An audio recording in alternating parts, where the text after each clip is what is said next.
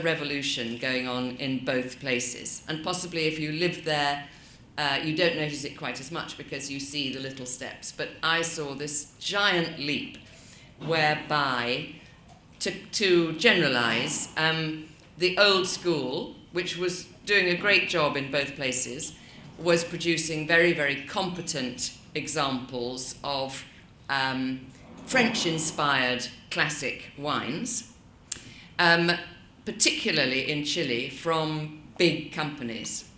And in both places now, there is this exciting new generation of much smaller, younger producers who have travelled, who are inspired not just to produce copies of European classics, but to make wines which are definitively expressions of where they're from, of Chile, or in fact of South Africa. So it was very, very exciting. Now I had shamefully few days, and I must thank Wines of Chile, who were brilliantly cooperative when I said, really, I don't have enough time to travel the very long length of Chile, but what I'd love to do is just taste as much as I can cram in to the time. And I went to Lleida, but that's all, I'm ashamed to say.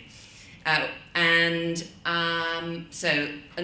sent a list of the wines that I'd like to taste, and pretty much everything that I asked to taste, I could taste, whether it was made by a member of Wines of Chile or not.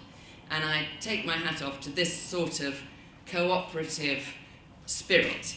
And I think it's true throughout the wine world that it's in everyone's interest in a wine-producing country if you don't get too hidebound by bureaucracy and realise that often it's the little things going on the edge of the picture that are really adding value and zest and interest to your country's image, rather than just the same old favourites that we all know. So I hope I've managed to convey some of my enthusiasm for the new Chile, and that these examples you feel have been worthwhile, and maybe opened your eyes to some styles and possibly producers and regions you hadn't previously known from A to Z. But there are lots of other lovely wines next door, I'm sure.